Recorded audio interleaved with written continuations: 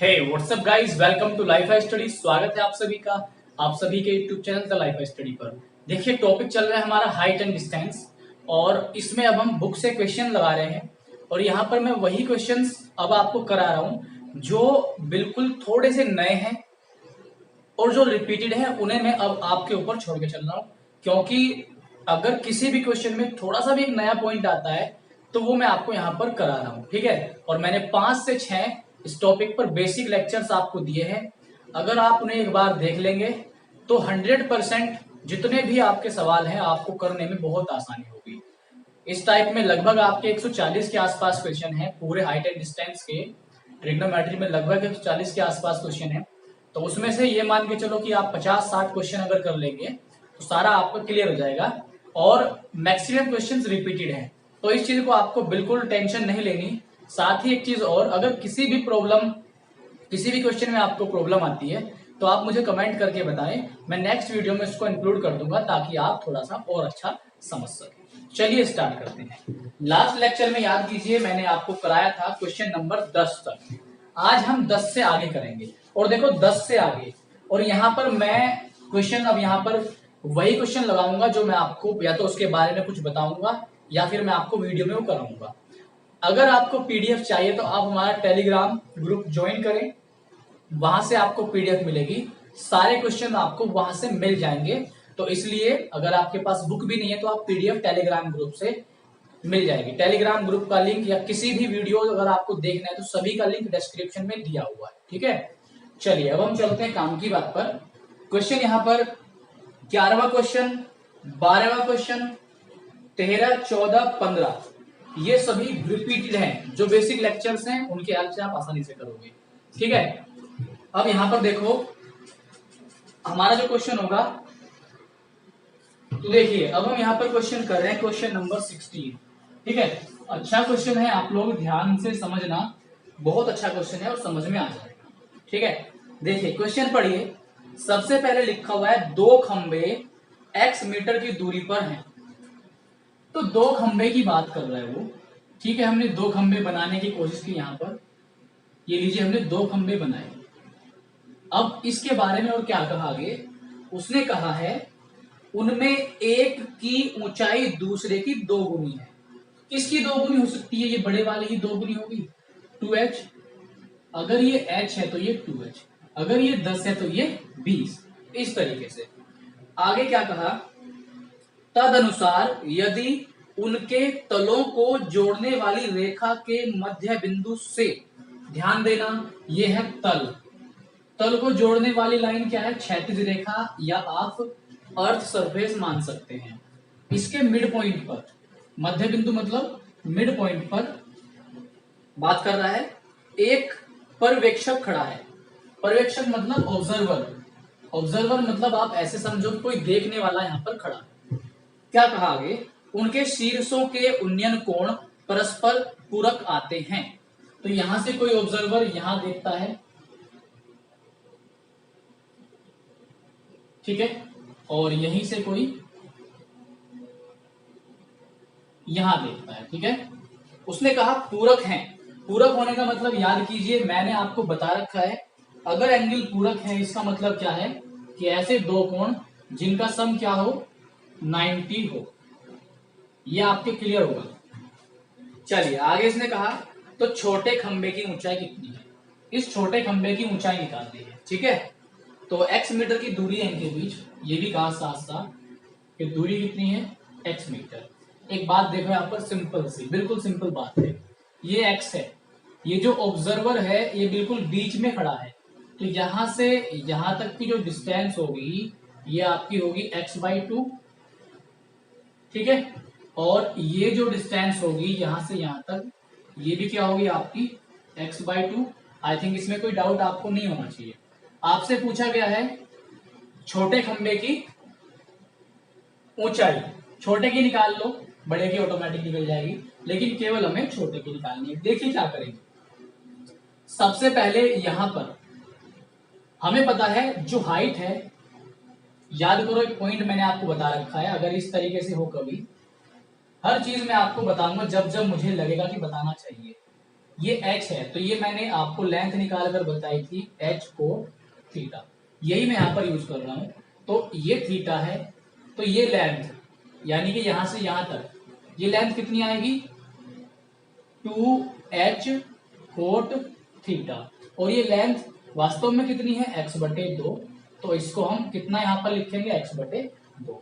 Similarly इस triangle में हम यही काम करेंगे, ये लेंथ निकालेंगे h कोट 90 माइनस थीटा, तो यहां पर आ जाएगी हमारे पास, ये 2h है, तो ये आ जाएगी h कोट 90 माइनस थीटा, और बराबर फिर से वही x/2। ठीक है, बहुत अच्छा क्वेश्चन है, बस ध्यान से आप समझते चलो, समझ में आ जाएगा। तो देखिए हमने कर लिया ये, इसको अगर हम थोड़ा सही करके लिखना चाहें, h cot 90 minus theta tan theta होता है आपका, और बराबर x/2, इसको फर्स्ट मान लो, इसको सेकंड मान लो। ठीक है, हम क्या कर रहे हैं, यहाँ पर दोनों की मल्टीप्लाई कर रहे हैं, फर्स्ट के साथ किसकी मल्टीप्लाई कर रहे हैं हम यहाँ पर, सेकंड की, यानी कि इसकी और इसकी मल्टीप्लाई कर रहे हैं, h और 2h, तो ये बनेगा आपका 2h स्क्वायर, क्या बनेगा, 2h स्क्वायर, tan और कोट, जब tan कोट आपस में मल्टीप्लाई करेंगे तो दोनों कट जाएंगे, x की x में होगी x स्क्वायर, 2 की 2 में होगी 2 दूनी 4, दोनों साइड का स्क्वायर रूट ले लेंगे हम, तो h बराबर क्या आएगा हमारा, x/2, ये जो रूट 2 था वो यहां पर आ जाएगा नीचे, तो यही आपकी यहां पर हाइट निकल जाएगी छोटे वाले खंबे की। ठीक है, x/2√2, ये कौन से ऑप्शन में होगा आपका, ये है आपका ऑप्शन नंबर 1। बहुत अच्छा क्वेश्चन था, बहुत जल्दी आप कर लेंगे। ठीक है, नोट्स बना के चलना, तो आंसर हमारा आ गया यहाँ पर। अगला क्वेश्चन देखते हैं।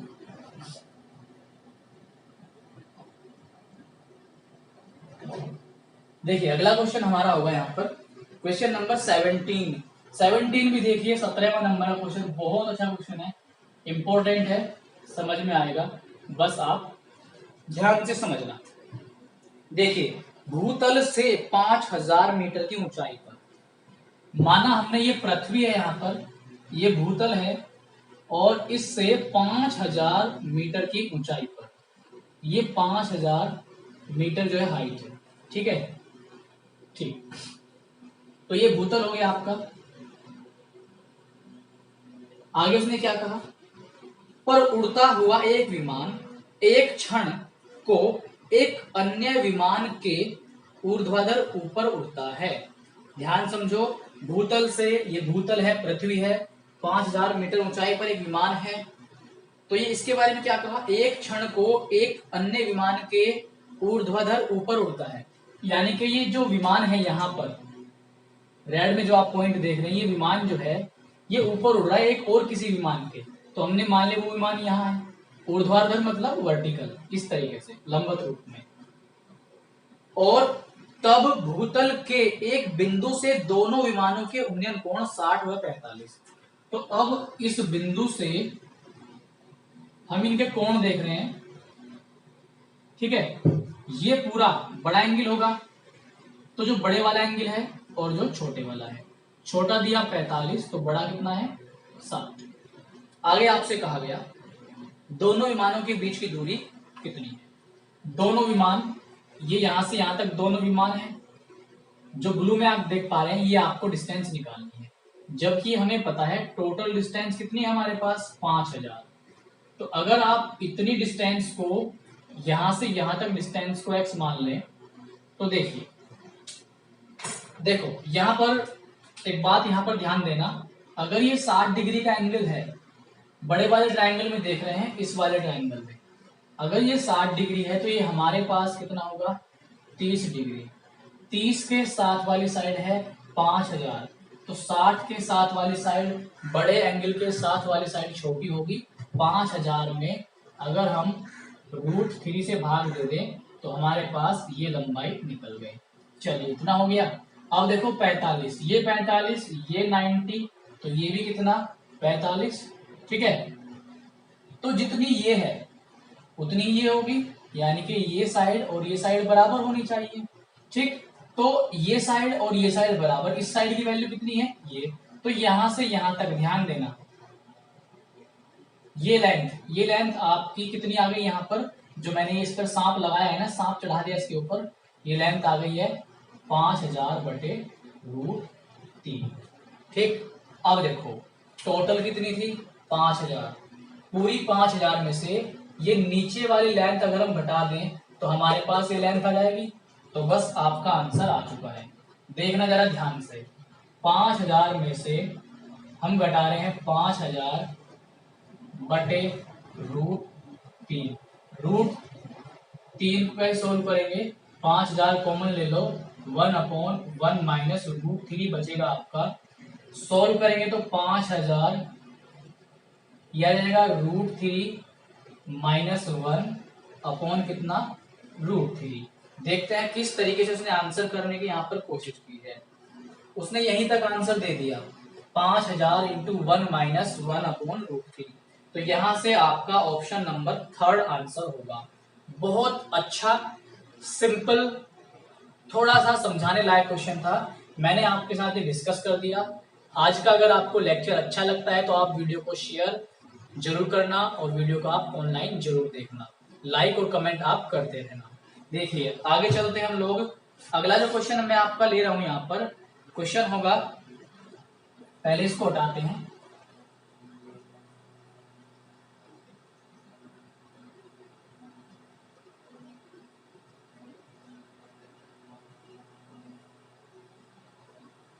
देखिए अब जो क्वेश्चन मैं ले रहा हूं, 18 नंबर, 19, 20, 21 सारे बिल्कुल आसान क्वेश्चन हैं, बेसिक लेक्चर पर ही बेस्ड हैं, हो जाएंगे। इसके बाद में क्वेश्चन नंबर 22 मुझे लगा कि मुझे कराना चाहिए तो मैं आपको ये कराऊंगा। देखिए 22 में बोला गया आपसे कोई 150 मीटर लंबे धागे से के साथ पतंग उड़ाता है। तो देखिए पतंग, मान लीजिए पतंग यहाँ उड़ रही है, ये पी फॉर पतंग है, तो वो ऐसे उड़ेगी तिरछी करके, जो उसकी डोर है, पतंग में जो डोर यूज होगी इस तरीके से उड़ेगी। ठीक है, ऐसे ही उड़ती है पतंग। तो हाँ, आगे कहा यदि पतंग का धागा क्षैतिज रेखा के साथ 60 डिग्री का कोण बनाए। क्षैतिज रेखा हमेशा ये होगी, वर्टिकल नहीं, हॉरिजॉन्टल लाइन को क्षैतिज बोलेंगे, या अर्थ सरफेस, इस तरीके से। तो इसके साथ कोण कितना बनाया उसने, ये जो एंगल है ये दिया 60।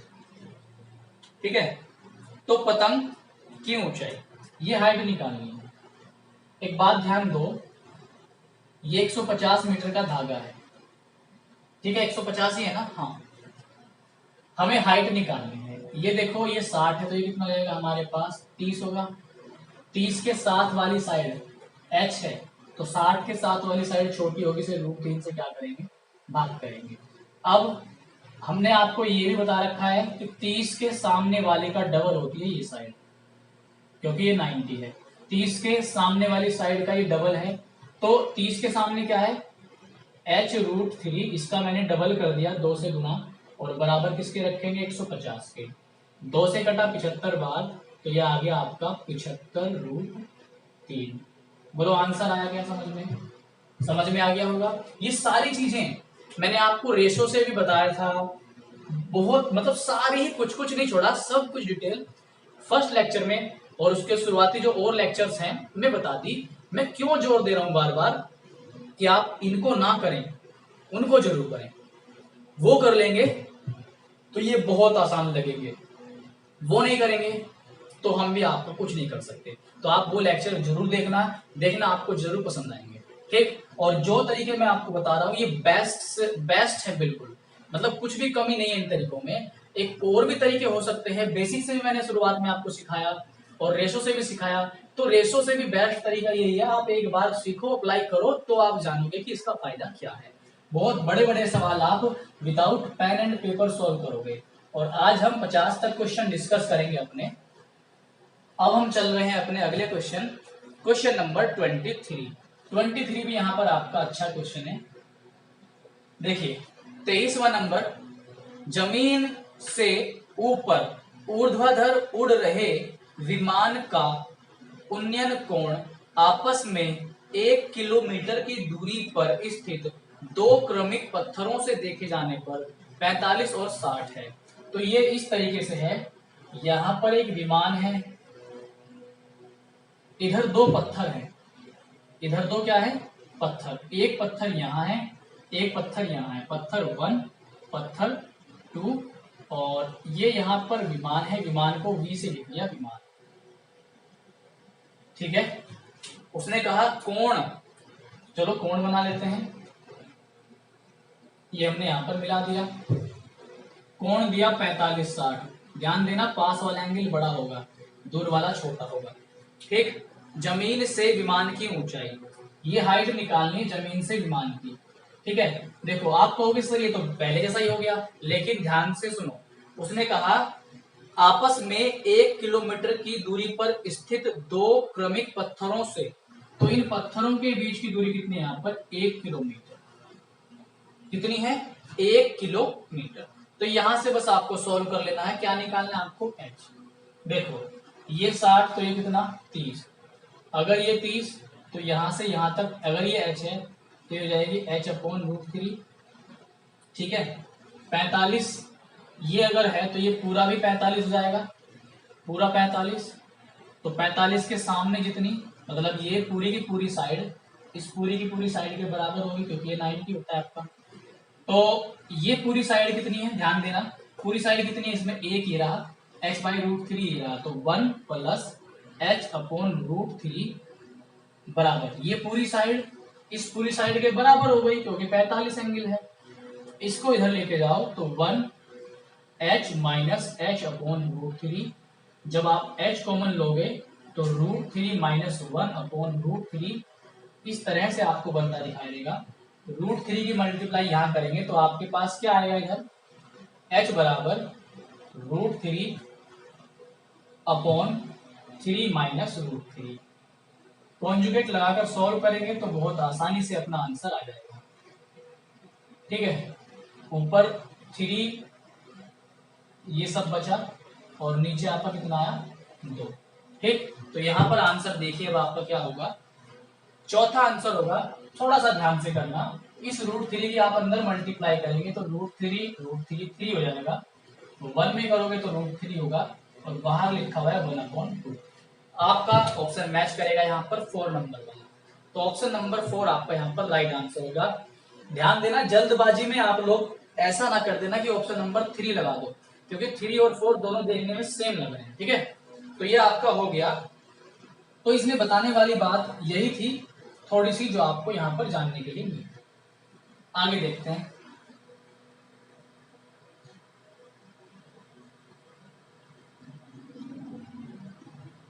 नोट्स बना करके चलें। अब मैं बिल्कुल आपके लिए नई नई क्वेश्चन ही ढूंढ ढूंढ के निकाल रहा हूँ, तो बहुत हेल्प आपको मिलेगी। तरीका ये कैसा लगा आपको, रिपीटेड क्वेश्चन छोड़ने वाला और जो नए क्वेश्चन है उन्हें कराने वाला, आप जरूर कमेंट करके बताना। तब तक मैं थोड़ा सा पानी ग्रहण कर लूं, इसके बाद हम देखेंगे क्वेश्चन नंबर 25।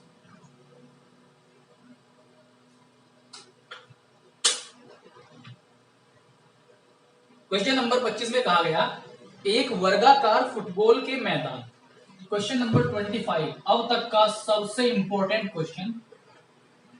इसने कहा एक वर्गाकार फुटबॉल का मैदान है। सबसे पहले हम वर्गाकार फुटबॉल का मैदान बनाते हैं। ये देखिए यहां पर बनाऊंगा मैं,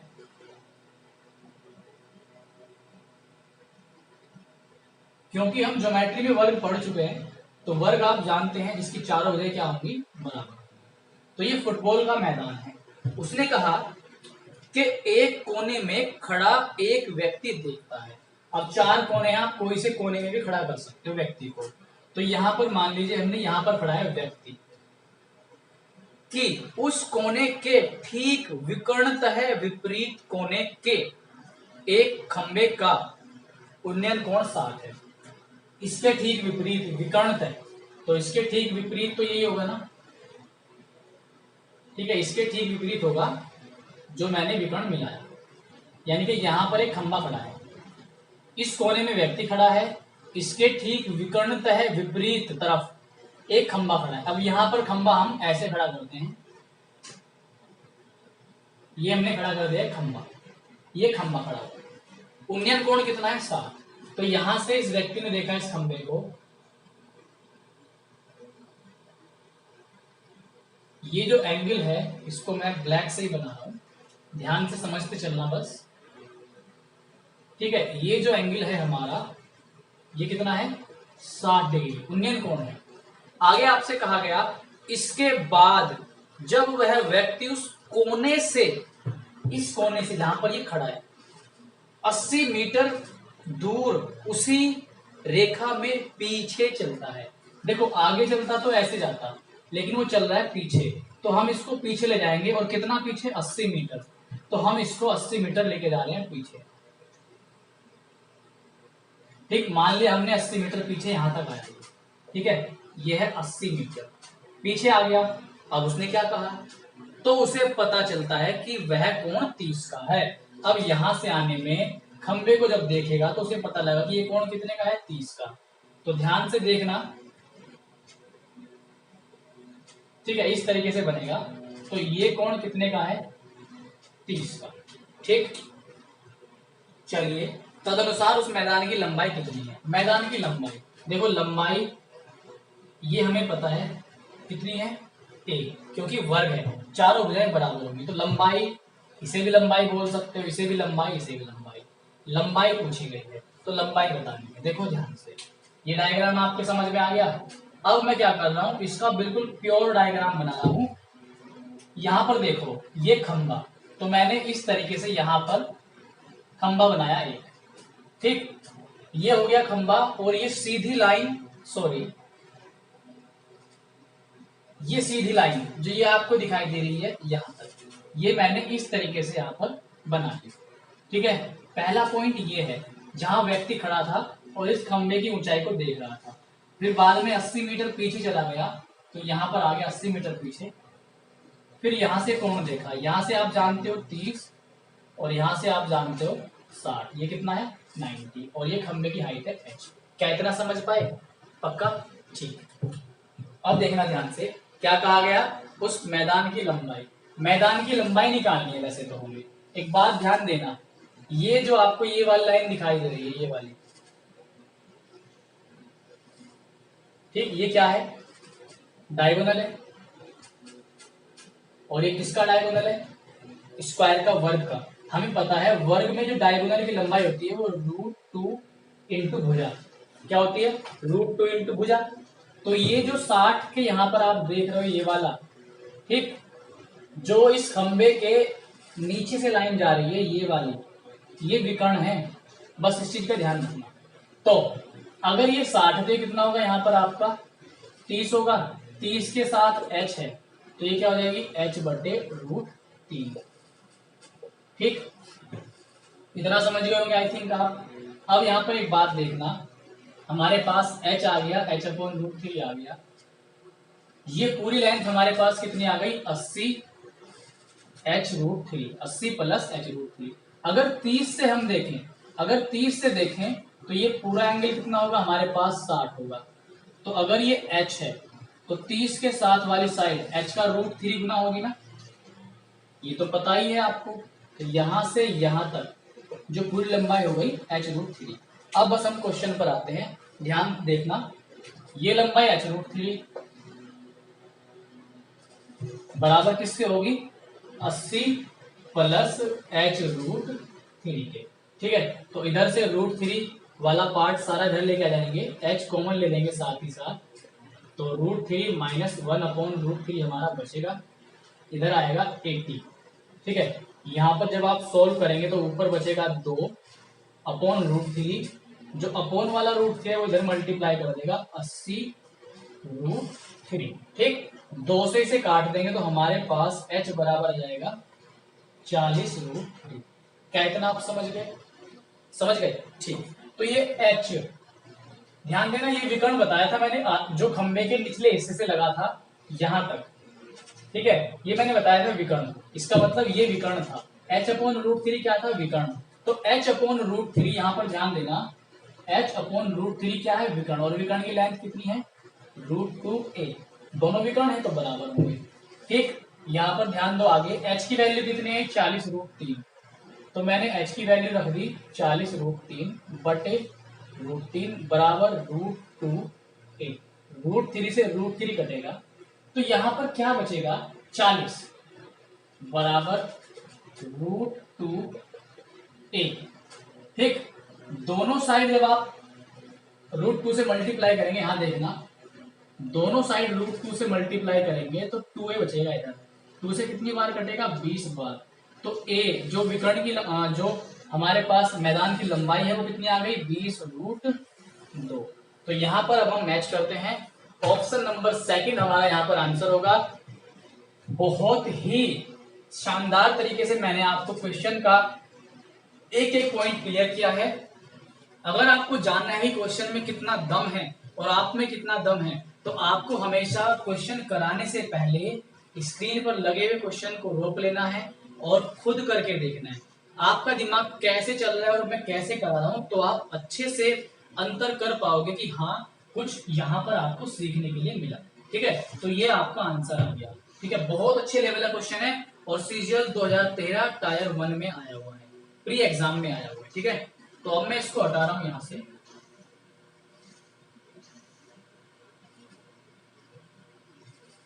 अगला क्वेश्चन, कॉपी में नोट्स बना करके चले और पीडीएफ में मैंने जो क्वेश्चन रिपीट है उस पर आर ऑलरेडी लिख दिया है।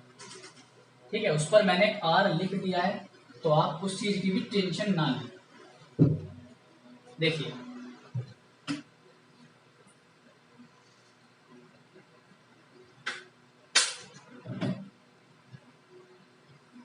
इसके बाद जो अगला क्वेश्चन है आपका वह है क्वेश्चन नंबर 27।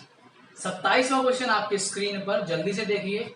कहा गया है यदि एक सड़क की 2 क्रमिक किलोमीटर शिलाओं, एक सड़क, 27वें क्वेश्चन में एक सड़क है। ठीक है जी, ये लीजिए, हमने एक सड़क का निर्माण कर दिया यहां पर। ठीक है, उसने कहा कि 2 क्रमिक किलोमीटर शिलाओं में से एक गुब्बारे के उन्नयन कोण, यहां पर एक गुब्बारा है। ठीक, तो इस तरीके से ये हमने वर्टिकल हाइट ले ली। अब 2 शिलाएं हैं, क्रमिक, क्रमिक मतलब इनके बीच की जो डिस्टेंस है वो 1 किलोमीटर है। ठीक है, के उन्नयन कोण क्रमशः 60।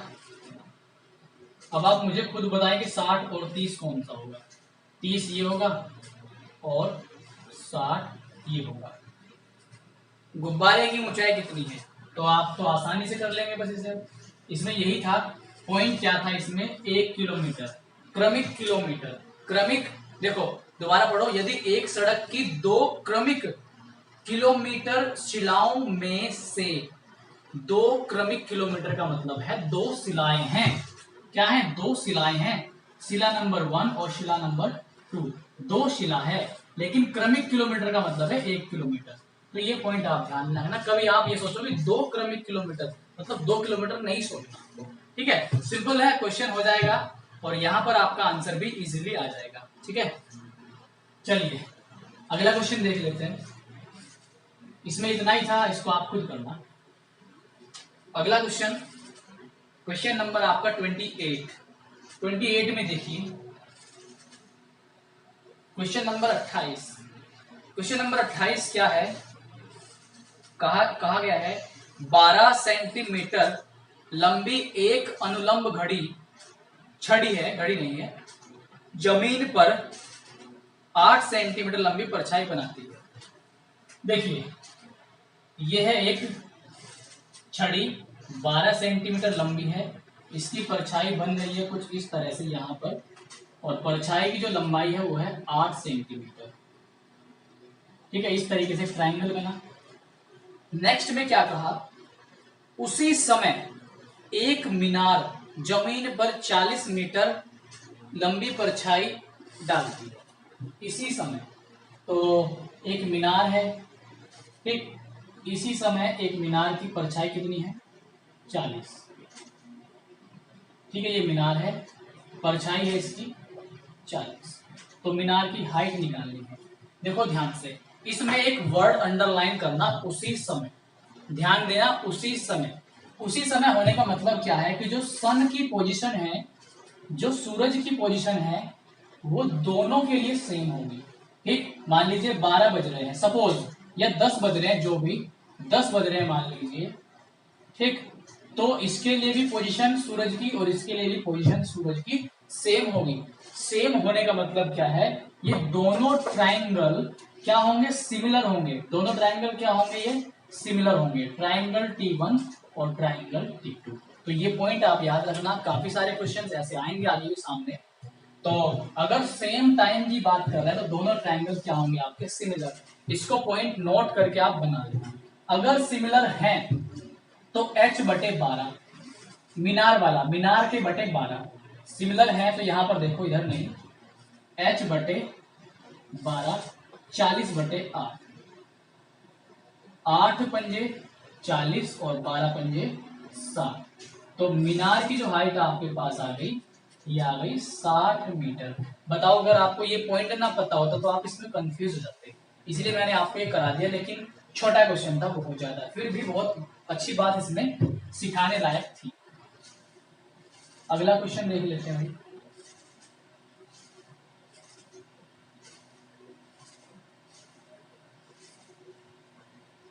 देखिए अगला क्वेश्चन क्या है आपके लिए, क्वेश्चन नंबर है यहाँ पर 29। ठीक है, 29 क्या है, 24 मीटर। इसको आप करके देखो पहले। 29 24 मीटर और 36 मीटर ऊंचाई वाले दो खंभों के शिखर एक तार से जोड़े गए हैं। यदि तार समतल के साथ 60 का कोण बनाता है तो तार की लंबाई। ये रिपीटेड क्वेश्चन है और मैं आपको अपने बेसिक लेक्चर में खंभों वाले 3 से 4 या 2-3 क्वेश्चन मैं आपको करा चुका हूं, तो आप इसे वहां से करना। ठीक है, हो जाएगा ये क्वेश्चन। अगला क्वेश्चन और जो मोस्ट इंपोर्टेंट क्वेश्चन है आपका, वो होगा आपका क्वेश्चन नंबर 33। इसके बाद सीधा 33 पर आइए, क्वेश्चन नंबर 33। मैं फिर से बोलता हूं, किसी भी क्वेश्चन में दिक्कत हो कमेंट करके बताएं, नेक्स्ट वीडियो में डिस्कस कर दूंगा मैं। 33वां क्वेश्चन, ध्यान देना। एक क्षैतिज तल पर खड़ी हुई मीनार अपने मूल आधार से 160 मीटर दूर के एक बिंदु से एक निश्चित कोण बनाती है। मतलब एक मीनार है, ठीक, और 160 मीटर इधर कोई बिंदु है, यहां पर पॉइंट है कोई, और ये कुछ कोण बनाया इसने। हमने मान लिया कोई कोण थीटा बनाया। आगे कहा उस बिंदु की, एक मिनट, हाँ, उस बिंदु को 100 मीटर आधार की ओर ले जाने पर। अब इस पॉइंट को हम आधार की तरफ 100 मीटर ले गए, कहने का मतलब हमने यहां तक आ गए। कितना मीटर आ गए, 100 मीटर। टोटल 160 है, ये 100 है, तो ये कितना जाएगा आपके पास, 60। ठीक, आगे कहा और ले जाने पर मीनार से बना कोण पहले कोण का दुगना हो जाता है। तो यहां से जो एंगल बन रहा है, ये जो एंगल आपका बनता हुआ दिखाई दे रहा है, ये पहले का डबल, पहले थीटा, तो ये 2 थीटा। ठीक है, आगे कहा गया उस मीनार की ऊंचाई कितनी है। ठीक है, ये जो मीनार है आपके पास, इसकी हाइट पूछी गई है। देखो करने के तरीके बहुत सारे हो सकते हैं, लेकिन मैं आपको बेस्ट तरीका यहाँ पर बताऊंगा इस तरह का क्वेश्चन आपको कैसे करना है। एक बात ध्यान दो, केवल और केवल मैं ये ट्राइंगल बना रहा हूँ आपके सामने, और मैं बना रहा हूँ उसको ब्लू से। इतना ट्राइंगल मैं आपके सामने बना रहा हूँ यहाँ, ये ट्राइंगल मैंने बनाया, ये एंगल आपका थीटा है और ये क्या है आपका 2 थीटा। तो ये थीटा है, ये 2 थीटा, ये बाह्य कोण हो गया, एक्सटर्नल एंगल हो गया, 2 थीटा है। एक्सटीरियर एंगल क्या होता है, इसको छोड़ दो, बाकी जो अपोजिट एंगल बचे उनका सम। तो ये 2 थीटा, इन दोनों में से एक थीटा, तो ये भी कितना, थीटा। इसका मतलब इसके सामने की साइड और इसके सामने की साइड ये बराबर होंगी। तो यहाँ पर यही लॉजिक है और हमारा सवाल हो गया। ये थीटा है तो ये भी कितना हो गया, थीटा। इसके सामने कितनी है, 100, तो ये भी कितनी हो गई, 100। तो ये जो लेंथ आपको दिखाई दे रही है, ये हो गई 100। अब आ जाओ छोटे वाले ट्राइंगल में, इसमें 60, 100, h वाले में हमें पता है पाइथागोरस लगाओ। पाइथागोरस थ्योरम क्या बोलती है, थ्योरम बोलती है कि 100 का स्क्वायर, मतलब ये कर्ण है, 100 के स्क्वायर में से माइनस करेंगे 60 का स्क्वायर और बराबर होगा h। का स्क्वायर। यहाँ पर एक बार प्लस माइनस खोलोगे तो 160 और कितना आएगा आपके पास 40, साथ ही साथ स्क्वायर रूट ले लेंगे, इधर बचेगा h। ठीक है, इतना तो आपके क्लियर हो ही गया। अब देखो 160 को क्या लिख सकते हैं, 40 गुना 4, 40 आपका ऐसे ही रखा, 40 दो बार है, 40 बाहर आया, 4 का 2, h की वैल्यू आपके पास आ गई 80 मीटर। ये आपका यहाँ पर आंसर होगा। अगर आपने इस क्वेश्चन को रोक के ट्राई किया होगा तो मुझे 100% या 95% में यकीन के साथ कह सकता हूँ कि 95% बच्चों पर ये नहीं हुआ होगा, किसी एक दो बच्चे ने जरूर कर लिया होगा। ठीक है, चलिए अगला क्वेश्चन देख लेते हैं हम।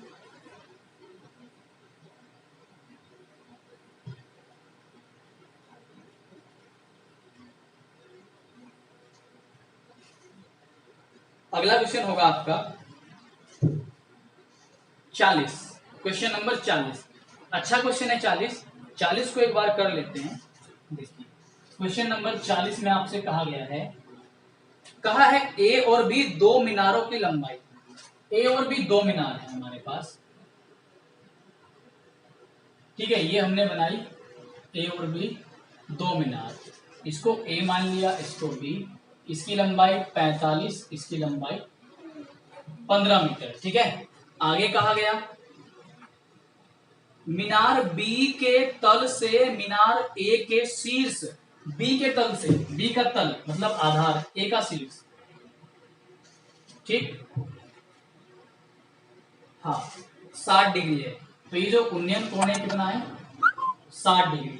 ठीक है, आगे क्या कहा गया, यदि मीनार ए के तल से बी के शीर्ष का उन्नयन कोण थीटा, तो ए के तल से ये कोण कितना है थीटा, और उसने कहा आपसे कि साइन थीटा की वैल्यू निकालो। साइन थीटा होता क्या है, लंब बटे कर्ण, परपेंडिकुलर अपॉन हाइपोटेनस। तो देखो यहाँ पर हमारे पास ये 60 है, ये 45 है, तो ये कितना हो गया हमारे पास 30 के साथ वाली 45, तो 60 के साथ वाली छोटी होगी, √3 से क्या कर देंगे, भाग कर देंगे। ठीक है, इसको जब आप थोड़ा सा सोल्व करोगे तो ये आपके पास रहेगा 15√3। ठीक, और मैंने साथ ही साथ आपको ये भी बता रखा है, हाँ तो ये हमारे पास, ये तो कर्ण होगी ना, कर्ण हो गई, पाइथागोरस लगा सकते हो, इसमें ये निकल जाएगी। तो यहाँ से हमारे पास लंब कितना है, थीटा के सामने लंब, तो ये आ गया लंब। कर्ण कैसे निकलेगा, √15, इसका स्क्वायर करेंगे 225 और 675, 675, और ये कितना आएगा आपके पास 15 का स्क्वायर 225। जब आप इसे ऐड करेंगे तो 900 आएगा, और 900 मतलब 900 कितना बार आएगा 30, तो यह जाएगा आपके पास 1/2। तो साइन थीटा 1/2, केवल 1/2 ही आपका आंसर होगा। वो आपसे ये भी पूछ सकता था कि थीटा की वैल्यू बताओ, तो थीटा की वैल्यू कितनी आएगी आपके पास यहाँ पर 30 डिग्री। ठीक है, तो यहाँ तक हमने क्वेश्चन को किया है, अभी जल्दी से इसको नोट कीजिए।